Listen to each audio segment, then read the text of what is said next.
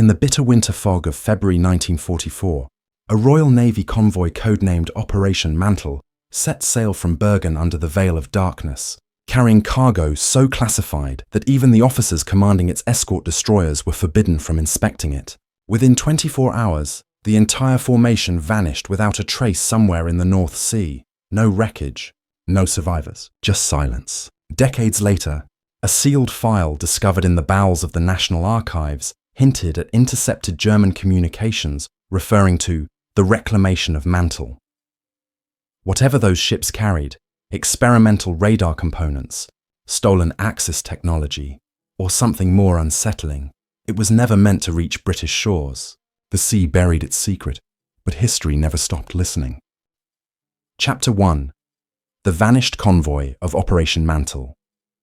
The convoy left Bergen Harbour under heavy cloud cover at 0300 hours, February 11th, 1944.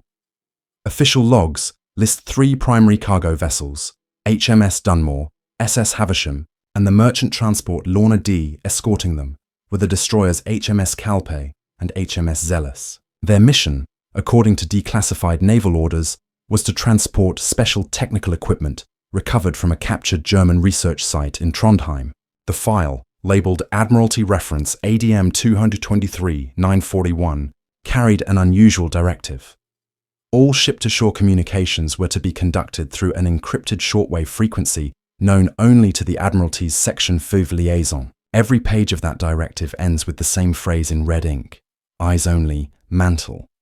Weather reports from the Norwegian Sea that morning recorded moderate seas, light snowfall, and variable winds. Conditions far from lethal. Yet at 0455 hours, HMS Zealous sent a brief Morse transmission to Scapa Flow. Radio silence ordered. Unidentified vessel shadowing astern. The message was acknowledged, but never followed by further contact. At 0610 hours, radar plots from the northern coast recorded the convoy's last confirmed position, approximately 120 nautical miles northwest of Bergen. By 0640, every signal from Mantle ceased. Subsequent search operations involving 21 vessels found nothing but drifting oil slicks and shredded canvas. None of it traced definitively to the missing ships. The first official inquiry, led by Rear Admiral Thomas L. Holland, concluded that the convoy was likely lost to sudden enemy attack, possibly by a U-boat wolfpack operating off the Norwegian coast. However, decrypted Enigma traffic from Bletchley Park during that same period revealed no German naval activity in the sector. The Kriegsmarine's own war diaries, captured after the war, corroborated that no submarines were present in the region between February 10th and 12th. Holland's report, dated April 1944, noted this discrepancy but was promptly classified. His handwritten marginalia, preserved only in a single surviving copy, reads: Escort log inconsistent. Third contact not in registry. The mention of a third contact would not resurface until decades later, when a researcher named Dr. Evelyn Markham uncovered fragments of a magnetic tape labelled Trident Archive 52 within the BBC's defunct monitoring service facility. The recording, badly deteriorated, contained intercepted German naval communications believed to be from February 1944. One transmission, partially translated, mentioned the reclamation of Mantle and return of prototype units. Scholars initially dismissed it as misfiled propaganda. Yet spectral analysis confirmed the transmission's age and authenticity, leading to renewed interest among maritime historians and intelligence archivists. Survivor accounts are rare, but one surfaced in 1956, when a Norwegian fisherman named Harold Osen claimed to have found a lifeboat adrift near the Lofoten Islands weeks after the disappearance. Inside, he discovered a corroded brass tag engraved with the words, HMS Dunmore, Radar SEC. Osen reported the find to British authorities, but was instructed to surrender the item under the Official Secrets Act. He was paid a small stipend and signed a non-disclosure agreement written in English he could barely read. That same year, the tag was catalogued as Technical Artifact, Unknown Purpose, and placed into restricted storage at the Royal Navy Signal Establishment in Portsmouth. Years later, when Thule Station's cold archives were opened in 1978 to a select group of NATO analysts, they discovered a reference cross-file. Mantle material repatriated. 1951, custody transferred to MOD Research Division, Portland. No transport record exists for how such material was recovered. The seafloor in that region is over 1 in 200 meters deep, and no known salvage attempt was recorded between 1944 and 1951.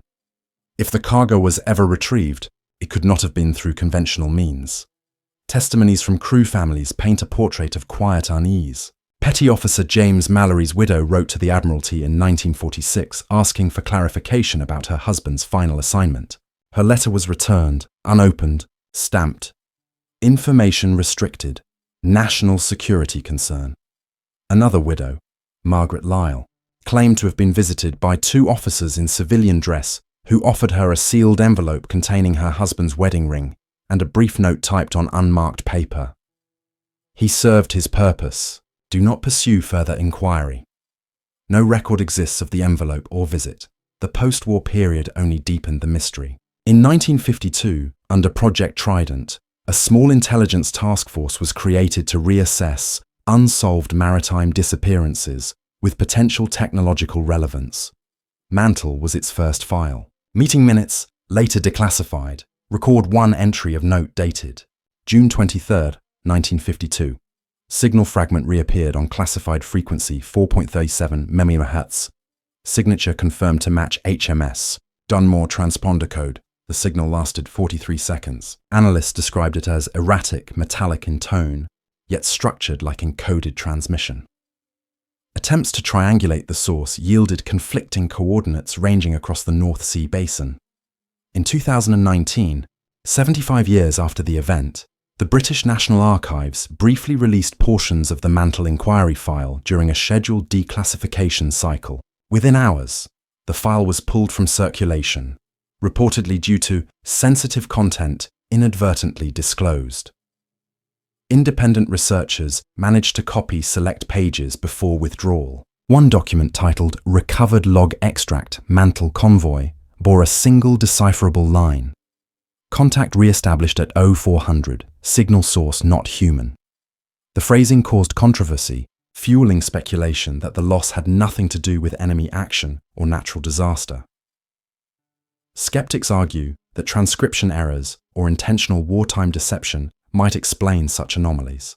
Yet every version of the Admiralty report, even redacted, avoids discussing the identity of the unmarked escort vessel that multiple accounts refer to. German post-war interrogation transcripts include testimony from a captured Kriegsmarine radio man who claimed his station intercepted a British distress call mentioning an Allied vessel flying no flag. When pressed for further detail, he stated only that the signal faded mid-sentence, replaced by mechanical interference. Archival photos of HMS Dunmore and its sister ships show nothing unusual, except for a tall secondary antenna array mounted above the aft deck. Naval historians believe this equipment may have been a prototype centimetric radar receiver, developed in coordination with the Telecommunications Research Establishment, TRE, in Malvern. If Mantle was indeed transporting early radar or counter-radar components stolen from the Germans, it would explain the intense secrecy. But what remains unexplained is the subsequent erasure of all personal records tied to its crew. Naval pension rolls for February 1944 contain no mention of any crew listed as missing from the Dunmore, Zealous, or Havisham. It is as if those men never served. In 2020, a private maritime exploration firm operating under Norwegian license announced the discovery of metallic debris off the continental shelf northwest of Bergen. The wreckage, at first assumed to be remnants of a downed aircraft, included fragments of what appeared to be ship hull plating, marked with Royal Navy insignia and the alphanumeric code DMR22. Within weeks, the Norwegian Defence Ministry classified the site and restricted further dives. Satellite imagery shows a single vessel anchored above the coordinates for less than 48 hours before disappearing from AIS tracking. No official statement was made by either government. The fate of Operation Mantle remains one of the Royal Navy's most enduring unsolved disappearances. Whether the convoy was lost to unknown weather phenomena, experimental weaponry, or deliberate erasure, no conclusion satisfies all the evidence. The North Sea, indifferent and deep, still guards its secrets, and each passing year the echoes of those transmissions grow fainter. Yet somewhere beneath those freezing waters, a story continues to hum across frequencies long since abandoned, repeating itself in code no one remembers how to break. Chapter 2. Ghost Signals over Königsberg. In January 1945, as the Red Army pressed toward East Prussia, Soviet Signal Corps detachments established temporary intercept posts across the ruined outskirts of Königsberg. The front was chaos: burned-out panzer hulls, abandoned trenches, a city reduced to brick dust and frozen corpses. Yet on the night of January 28th, an operator from the Second Baltic Front, Private Sergei Dronov, recorded something no one could explain. On frequency band 6.2 MHz, previously used by German command networks, he received a series of clean, rhythmic pulses. They matched the encryption cadence of Wehrmacht radio traffic, but the pattern was too perfect, the modulation too steady. Dronov logged it as source unknown, possibly automated relay. His superior, Lieutenant Colonel Yuri Shelenko, annotated the log with one word: impossible. 2 weeks later, after Königsberg's final surrender, Soviet engineers entered the city ruins to dismantle remaining radio infrastructure. They found most transmitters destroyed, their operators either dead or fled. But the signals continued, originating, as directional scans revealed, from beneath the ground. Shelenko ordered a field survey of Fort Eigel, a 19th-century Prussian stronghold half buried in rubble. Beneath its vaulted chambers, technicians discovered active copper wiring leading into a sealed corridor bricked off before the war. When they breached it, they uncovered a small chamber containing a functioning shortwave relay, still powered by a portable generator with fuel nearly exhausted.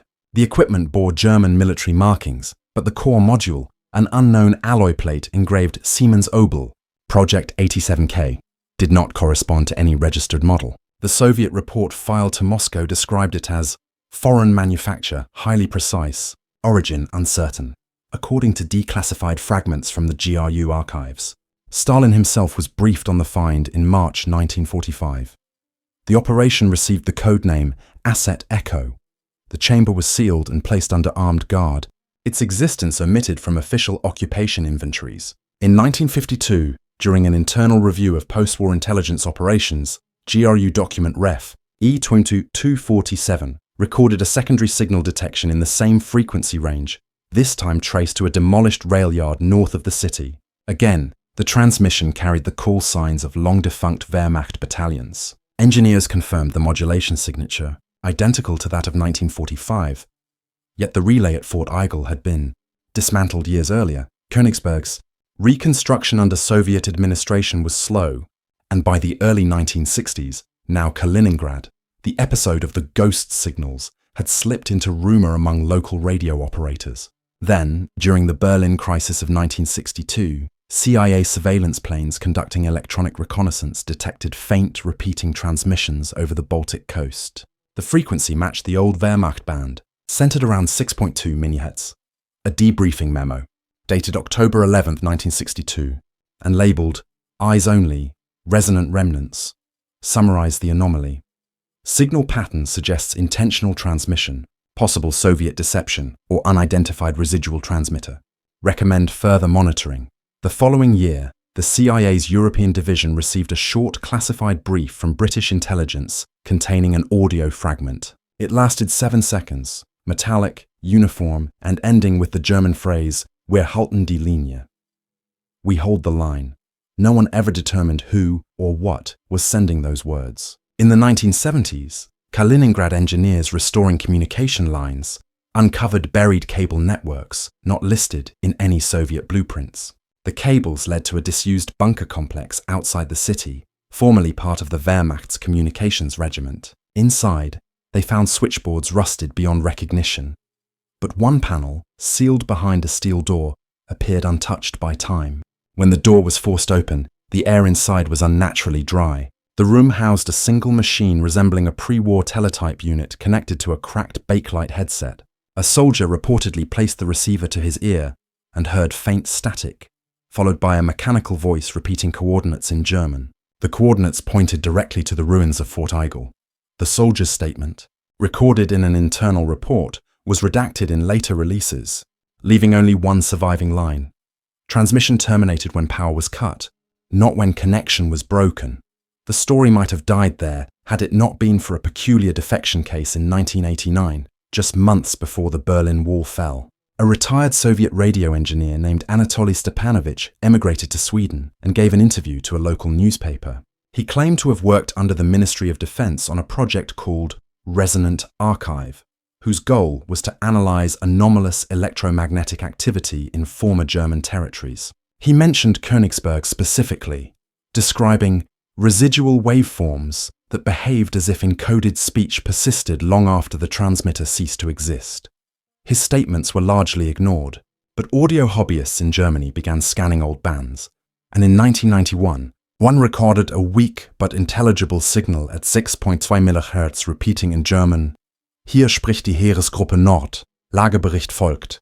This is Army Group North." Situation report follows. The signal faded after 23 seconds.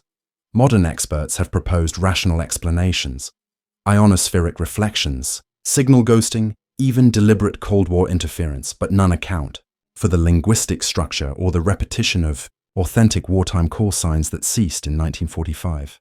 Declassified. NKVD transcripts from the original Fort Eigel excavation reveal something darker. The voice, recorded by Soviet technicians, exhibited no breath patterns or vocal resonance, but still used correct intonation and pause lengths consistent with human speech. Analysts noted the absence of any known encoding method capable of producing such nuance. One note, handwritten by an engineer named R. Bukharin, reads simply, "This transmitter remembers." By the early 2000s, digital historians attempting to reconstruct lost wartime radio archives stumbled upon references to an internal Soviet classification group, Department R3, acoustic phenomena. Among the listed cases was Echo Königsberg, described as recurrent German transmissions of unknown origin, content deteriorating but persistent. A single surviving sound file, dated 1958, was leaked online in 2010. The recording lasts 15 seconds, faint static, followed by distant Morse code, then a synthesized male voice repeating the words, "Fort halten, Linie bewahren, wir kehren zurück, hold the fort, preserve the line, we will return." Historians dismiss the story as Cold War superstition, a mixture of Soviet paranoia and natural radio interference. But deep within the Russian military archive at Podolsk, file 47A234 remains sealed. The entry title reads, "Recovered Communication Apparatus, Königsberg Sector, 1945, Operational Status, Active. Its last revision date, August 12, 1997. No one knows who last accessed it." Chapter 3. The Iron City Directive. In March 1946, US occupation forces operating in the Ruhr Valley received an anonymous tip about an industrial storage complex hidden beneath the bombed-out town of Witten. The informant was a former German civil engineer named Karl Rössler, once attached to Organisation Todt.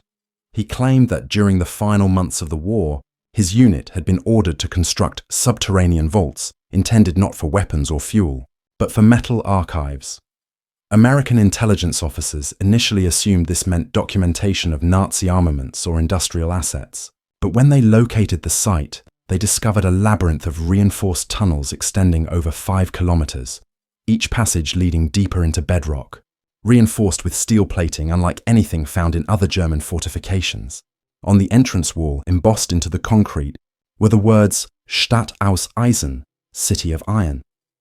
The Army Corps of Engineers designated the complex as Site K204, assigning it to the newly formed Office of Technical Services, OTS. Inside, soldiers found sealed metal canisters stacked in orderly rows, each etched with serial codes in a uniform script but no language identifier. Initial radiation readings were negligible, and when one container was pried open, the contents appeared to be thin metallic sheets covered in microscopic inscriptions, symbols that resembled alphanumeric sequences but followed no known linguistic pattern. The on-site translator described them as schematic in appearance, as if referencing circuits or blueprints. The discovery was immediately classified under Directive 204C, a policy drafted in April 1946 that authorized removal of any advanced German technology to Allied custody without disclosure to the German government. By late 1948, the vaults had been fully cleared. A manifest preserved in the US Army's European Command Archives lists 118 canisters shipped via Antwerp under diplomatic seal to a destination coded Facility N12. Researchers now believe this to have been the Nevada Proving Grounds, where numerous recovered Axis technologies were analysed during early Cold War weapons programs. Yet no arrival documentation for the Iron City cargo exists in US records. What remains are fragments of correspondence between the OTS and the Atomic Energy Commission referencing metallic data plates exhibiting non-standard ferromagnetic behavior. One letter, dated November 19, 1949, and signed by Colonel James Thorson, notes, material displays field alignment response to ambient electrical current. Recommend containment pending metallurgical analysis. After that, the trail ends. Meanwhile, in the Soviet-occupied zone of Germany, GRU field reports reveal that Moscow was aware of the Iron City years before. Soviet reconnaissance teams reportedly intercepted a convoy near Leipzig carrying canisters consistent with Allied technology salvage. The cargo never reached its destination, and no follow-up operation was filed. However, in 1951, the NKVD sent a cable referencing Project Pharos, described as reconstruction of archival apparatus, lost to Western recovery. Some analysts suggest that both superpowers viewed Iron City as an information vault, a literal storage of data, long before the digital age made such an idea conceivable. The site beneath Witten was eventually sealed, declared structurally unstable, and omitted from post-war rebuilding maps. But in 1964, a team of German geologists conducting seismic surveys for mining development detected unexplained magnetic anomalies under the town's industrial district. Their instruments recorded rhythmic pulses, short, consistent bursts recurring every 47 seconds. The readings ceased abruptly after 2 days. When the data was forwarded to local authorities, British occupation officials quietly confiscated the instruments and instructed the scientists to consider the results erroneous. Among the confiscated items was a fragment of corroded steel recovered near the tunnel entrance. Laboratory tests conducted decades later revealed the alloy contained trace elements of hafnium and tantalum in ratios unknown to contemporary metallurgy. Declassified NATO files from the late 1970s indicate renewed interest in the region. A memorandum from SHAPE, Supreme Headquarters Allied Powers Europe, dated 1978, identifies Witten as one of several latent sites of interest regarding anomalous residual field readings. The memo references Project Vantage, an intelligence sharing initiative focused on post-war German technology caches. One page lists the Iron City vaults alongside Peenemünde, Ohrdruf, and Mittelwerk, locations already tied to advanced weapons research. Next to Witten, a handwritten note reads, "Magnetic persistence confirmed. No access permitted." In 1982, a mining shaft collapse near the same coordinates exposed part of a buried structure composed of rusted steel beams and reinforced conduits. Local authorities cordoned off the site, citing safety hazards, but photographs taken before the closure show what appears to be a circular hatch door with the emblem of the Reichsadler still visible. A number, K12, was stenciled beside it in white paint. The hatch was removed within 24 hours by personnel in unmarked uniforms speaking English. Residents reported the sound of heavy machinery operating through the night and the smell of ozone in the morning air. By dawn, the area was covered with concrete and all excavation equipment was gone. Eyewitness accounts are rare but consistent. In 1990, after German reunification, a retired US Army translator named Harold Green gave an interview to Der Spiegel, claiming to have handled Iron City documents during his service. He described a transmission log recovered from one of the canisters, rows of alphanumeric codes formatted like radio frequencies. Green believed the metal sheets were not physical archives, but storage for electromagnetic data, perhaps a precursor to magnetic tape, encoded by industrial means far beyond wartime capability. When asked why such an archive would be buried, he responded, "Because it was never meant to be found. It was meant to wait." Modern archaeological surveys of the Ruhr have since confirmed the existence of underground voids consistent with artificial construction, though access remains restricted. Ground-penetrating radar shows dense metallic reflections at depths of 60 meters, forming a grid pattern extending across an area larger than the town itself. Some patterns align precisely with streets rebuilt after 1945, suggesting Witten's post-war design may have been influenced by what lay beneath. The City Council's official stance is that no such structures exist. Still, a peculiar entry surfaced in the British MOD's archives in 2017.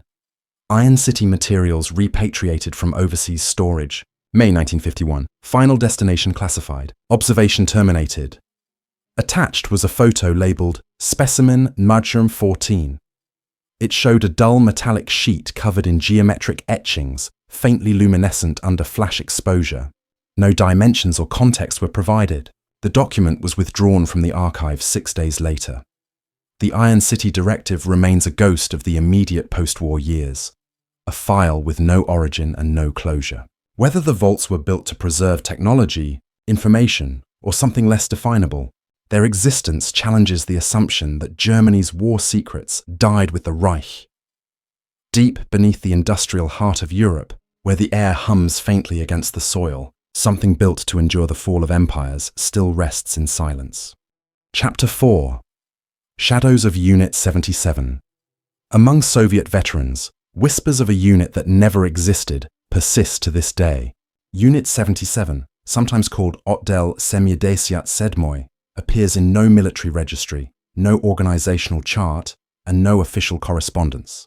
Yet references to it surface intermittently in declassified GRU field files between 1946 and 1950. Each mention is short, almost incidental, buried among operational summaries of post-war salvage missions in Poland. The first such citation occurs in a report dated May 2, 1946. Recovered experimental ordnance fragments. Designation U-77. Authorization granted by Directorate P for relocation to Minsk Research District. The document was signed by Colonel Mikhail Voronin, a decorated intelligence officer who later vanished without explanation.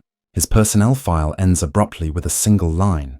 Transfer to Department 12. Clearance withdrawn.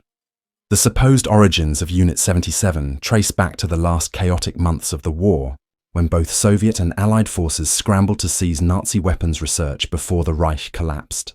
Polish archives contain scattered references to adaptive munitions, devices allegedly capable of altering their radar signature or flight trajectory.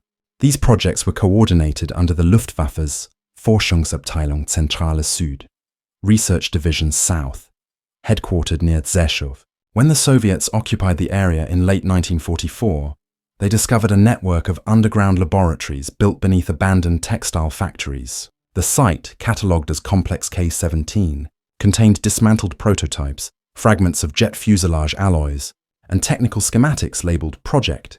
Nebelkind, the term roughly translates to Child of the Fog. Witnesses from local villages recalled seeing trucks transporting sealed crates out of the facility in early 1945, escorted by Soviet soldiers wearing uniforms without insignia. They were told the materials were destined for Moscow. However, GRU shipping logs indicate the cargo was rerouted through Lviv to a remote depot in Belarus, where the trail disappears. Later intelligence intercepts suggest that Voronin's team, the nascent Unit 77, conducted controlled detonations of adaptive munitions near Rzeszów in 1947, possibly to replicate German test data. One internal memo, retrieved from the Central Archive of the Ministry of Defense, describes an unexplained phase variation in target acquisition tests, inconsistent with known radar physics. The memo's final line was blacked out entirely, except for a single phrase, effect repeats independent of operator presence. By 1948, several villages near Rzeszów were quietly evacuated. Officially, the evacuations were due to artillery range expansion. Unofficially, they correspond with seismic disturbances recorded by the Polish Geological Service, regular low-frequency tremors originating near the same coordinates as Complex K-17. Soviet environmental monitoring teams reported increased background, radiation and metallic residue in nearby riverbeds. The government denied all connection, yet in 1951 the area was permanently sealed under military jurisdiction. Maps issued afterward no longer showed the pre-war settlements. Today, only faint foundations remain beneath dense forest. In 1973, a Polish defector named Piotr Wrobel provided the CIA with microfilm containing fragments of Soviet correspondence referencing Unit 77. Among the documents was a field assessment from 1949, marked strictly confidential for committee eyes only. It described the recovery of subterranean storage chambers containing unidentified ordnance. The report stated, objects emit residual thermal patterns without power source. Surface material non-ferrous, non-reactive to magnetism. Roble claimed the chambers were lined with symbols identical to Luftwaffe inventory codes, suggesting the Soviets had stumbled upon a hidden cache of German prototypes. The Americans dismissed his claims as fabrications intended for asylum leverage until 1983, when declassified satellite imagery captured circular ground indentations precisely where Roble had indicated. The indentations measured 50 meters in diameter, equidistant, forming a triangular pattern visible even through dense foliage. Following this discovery, Western analysts issued an inquiry through diplomatic channels. Moscow responded with flat denial. No military installations or research facilities exist in the indicated region. Nevertheless, imagery analysts within NATO noted evidence of continued maintenance at the site. Fresh vehicle tracks, heat plumes at night, and metallic signatures consistent with buried infrastructure. A British intelligence summary from 1984 recorded, "Area remains off limits even to local Soviet personnel. Fence perimeter with restricted access. Likely storage of sensitive materiel. No additional reconnaissance flights were permitted." First-hand testimony about Unit 77's personnel emerged in 1992, after the dissolution of the Soviet Union. Former technician Sergei Antonovich claimed to have been part of a field engineering team assigned to Project Smena, a post-war operation tasked with cataloguing unconventional munitions in Poland. According to his account, the project's codename was later changed to 77. He described dismantling ordnance that appeared to shift composition under certain magnetic conditions, saying it was metal but not stable, like it was remembering something. When asked what became of the recovered weapons, Antonovich stated they were loaded onto unmarked rail cars and transported east under armed escort. None of the cargo ever appeared in Soviet logistics records. Western historians have suggested that Unit 77 may have evolved into one of the USSR's early experimental weapons divisions under the Ministry of Medium Machine Building, the same agency responsible for nuclear weapons research. The timing aligns with the Soviet Union's push to develop radar-evading technology in the 1950s. Internal memos from declassified KGB reports mention legacy German devices tested for phase modulation. Interference, an obscure reference few engineers could explain. Some speculate that the adaptive ordnance of Nebelkind formed the conceptual basis for later radar countermeasure developments. When the Soviet archives briefly opened in the 1990s, a file labeled U-77 was catalogued by accident among conventional artillery reports.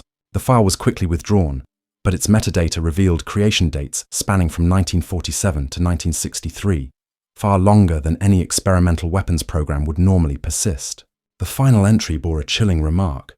Site maintains operational resonance. Personnel rotation suspended indefinitely. No subsequent references appear. The Rzeszów region today remains sparsely populated. Forestry officials occasionally report subsidence holes and faint metallic noises emanating from beneath the soil after heavy rains. Polish geological surveys continue to note magnetic irregularities incompatible with natural formations. In 2018, an amateur exploration group attempted to locate the old complex K-17 tunnels.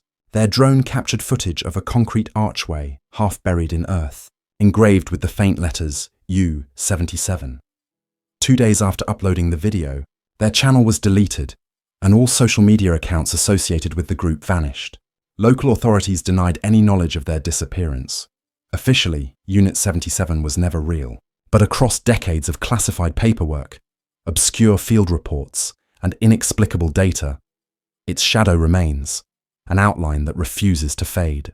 If the rumors are true, something was found beneath Rzeszów in those first uncertain years after the war, something powerful enough to erase towns, consume soldiers, and rewrite its own existence. Whatever it was, the earth has been guarding it ever since, and those who've tried to uncover it rarely stay long enough to finish the story. Chapter 5. The Cold Vault of Thule Station. In the frozen expanse of northern Greenland, where daylight stretches thin and silence rules the horizon, lies the remains of Thule Station Beta, a site officially listed in US Air Force records as a meteorological outpost. Construction began in 1952 under the guise of weather research, yet internal memoranda from the Strategic Air Command, SAC, reference another purpose: retrieval of pre-war assets. Those assets, According to a redacted 1954 briefing, were buried materials of Axis origin located beneath 300 feet of compacted ice approximately 22 kilometers northeast of the main Thule base. The mission was designated Operation Lodestar and classified above top secret. Personnel involved were required to sign lifetime non-disclosure agreements under the Espionage Act. The earliest reference to Lodestar appears in a transmission from Major General Curtis LeMay to the Office of Naval Research, dated June 17, 1952. Subject: Possible recovery of German Arctic cache. Recommend cross-coordination with Danish authorities. Under cover of Polar Meteorology Program. The message was followed by a procurement order for specialized drilling rigs capable of penetrating glacial strata without contamination, a technology not yet common in civilian use. Danish archives later revealed that during World War II, a German meteorological outpost called Edelweiss Nord operated within the same region. The station's official purpose was weather observation for U-boat routing. Unofficially, however, it was connected to the Luftwaffe's remote communications network, transmitting encrypted data to Berlin as late as May 1945, weeks after Germany's unconditional surrender. When US engineers began excavations in December 1953, they encountered metallic debris inconsistent with post-war construction.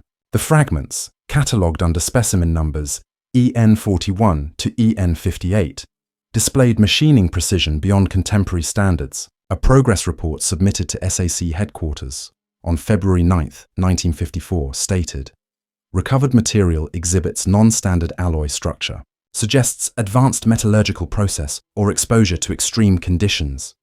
Shortly thereafter, all further communications ceased. The next surviving document, dated October 1954, marked the site as restricted, personnel rotation suspended, ongoing containment. No explanation was given.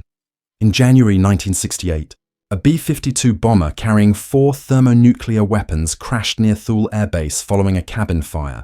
The official US report described a successful recovery of the weapons and contamination cleanup. Yet Danish military records declassified in 1995 tell a different story. They note that a separate, unidentified recovery team arrived within 12 hours, transported by unmarked aircraft and operating under a classification not recognized by NATO. Their stated objective was not radiological containment, but retrieval of foreign material detected beneath the ice shelf. Witnesses described seeing the team remove several frost-covered crates marked only with a Black Eagle insignia and the date, April 28, 1945. The crates were loaded onto a C-130 transport and flown south under continuous armed escort. The official cargo manifest listed environmental monitoring equipment. In the months following the crash, several members of the recovery crew were transferred to the newly formed National Reconnaissance Office, NRO. One of them, Lieutenant Harold Pierce, later died in what was reported as an automobile accident near Langley, Virginia. Among his personal effects was a torn notebook containing a single legible entry. Thule Vault, 3 chambers, 1 still sealed. The note was confiscated by military investigators and has never been seen again. In 1974, a Danish geophysical survey of northern Greenland detected localized heat anomalies beneath the same coordinates as Edelweiss Nord. The data suggested a power source still active under the glacier, producing steady thermal emissions inconsistent with natural geothermal activity. The findings were quietly dismissed as equipment error, but the raw data vanished from public record shortly thereafter. When journalist Søren Albrechtsen attempted to publish his investigation into Project Lodestar, he was charged under the Danish State Secrets Act and barred from further research on defense matters. Declassified US Air Force files released in 2008 briefly reignited interest in the Thule mystery. Among them was a memo from 1955 labeled Lodestar Phase Completion Report. The memo's third paragraph, heavily redacted, includes one unaltered line. Primary chamber breached. Internal atmosphere remains stable after exposure. This implies that whatever was buried beneath the ice had been constructed with internal pressure regulation, a feature incompatible with simple storage bunkers. The memo concludes with the chilling statement, "Recommend indefinite isolation. Material exhibits unfamiliar electromagnetic resonance." Eyewitness accounts from local Inuit residents describe strange luminous phenomena over the ice during the winters of 1954 and 1968. Soft blue glows lasting several minutes, emanating from below the glacier. These sightings were later attributed to reflected auroral activity, though photographic evidence captured by Danish patrols indicates a fixed light source, not atmospheric reflection. One photograph, dated February 12, 1968, shows a beam piercing the surface ice from beneath, illuminating the snow in a circular radius approximately 10 meters wide. The image was never released to the press. By the late 1980s, all references to Thule Station Beta had disappeared from NATO documentation. The base itself was gradually dismantled, its coordinates reassigned to unrelated meteorological postings. However, a 1991 Department of Energy file, declassified under the Freedom of Information Act, contains a peculiar attachment, a topographic map of northern Greenland, marked with 3 red triangles labeled Volt Alpha, Volt Beta, and Volt Gamma. Handwritten beside them is a short annotation: Beta sealed, Alpha compromised, Gamma unknown. No author is listed. In 2014, Danish polar researchers using ice-penetrating radar once again detected geometric cavities deep beneath the glacier. The patterns matched Cold War-era records describing 3 interlinked substructures with reinforced perimeters. Attempts to drill into the formation were halted after equipment interference caused the loss of all telemetry. When the team returned days later, their boreholes had inexplicably frozen solid, faster than surface temperatures could account for. The lead scientist resigned the following month and refused to speak publicly about the incident. Today, Thule Station Beta exists only in fragments of classified correspondence and fading memories of men who swore they saw something buried beneath the ice, something that hummed faintly even after power was cut. The Danish government insists no German outpost ever existed at those coordinates, while US Defense Archives continue to redact every mention of Operation Lodestar. The official narrative is silence, but in the sterile vaults of the National Archives in Washington, one sealed file remains labeled under Restricted Section A5, Recovered Assets, Thule Region, 1952-1968. Status: contained. No researcher has yet been granted clearance to open it.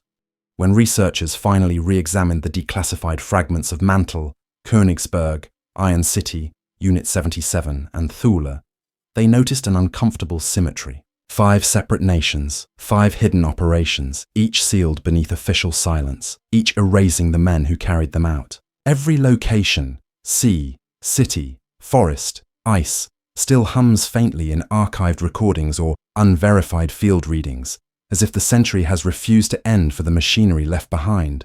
The last living witnesses are almost gone now, their testimonies redacted by time. What remains are the files. Ink fading, signatures missing, margins burned with census stamps, and somewhere between the lines, in the untranslatable hum of forgotten transmitters, a single question persists. What exactly did the world bury when the war was declared over?